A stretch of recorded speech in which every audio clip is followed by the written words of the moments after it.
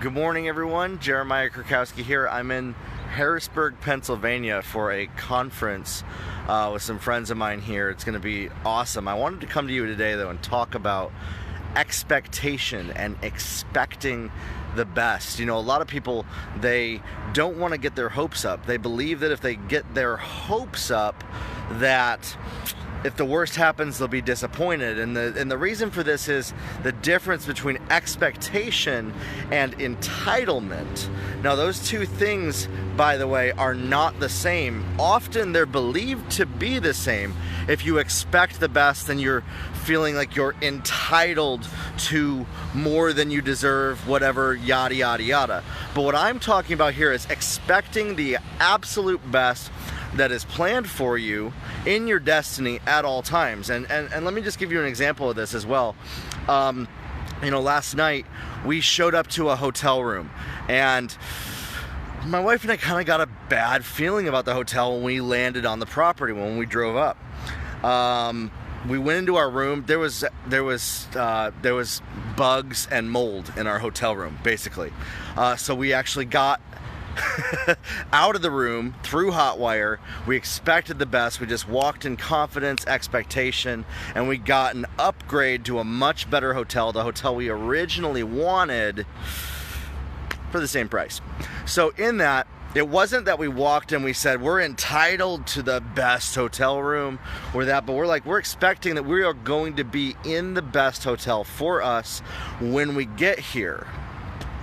We know that no matter what happens, the best is going to happen for us. A lot of times people walk around in life and they're expecting the absolute worst to happen. And this right here creates a situation where it's a self-fulfilling prophecy, where the absolute worst does happen, where the absolute worst manifests in their life.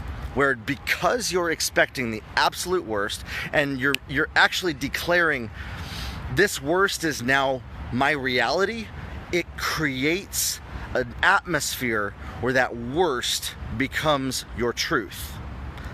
And so this is what I mean by expecting the best at all times. A lot of people are expecting failure, expecting poverty, expecting to be poor, expecting to struggle, expecting lack, when here's the deal. God already said to not worry about anything. And if you put your trust in God, the best always happens for you. If you put your trust in yourself, your self's ability to do for yourself at all times, and believe that yourself will create everything by yourself, then you will get what your self produces, which is lack, poverty, shame, fear. And wisdom is not present in that moment where self is elevated and you act entitled and use comparison and fear and worry and say, I'm not getting what I deserve. And you have to go fight for it instead of expecting the best and expecting that what God has for you is the best. And so today, expect the best, whatever your situation is. I know we have all different situations. Expect the very best in the process that God has for you to happen today, right now, in this moment. We declare, God, I'm trusting you. I'm trusting your process. I'm trusting what you have prepared for me to come to pass. Your promises are yes and amen, and then walk it out. Live in that reality instead of expecting what you've always gotten to happen. That's where we miss it a lot of times. We expect because there's been a pattern. We expect what we've always gotten to happen instead of walking in the truth of what God says.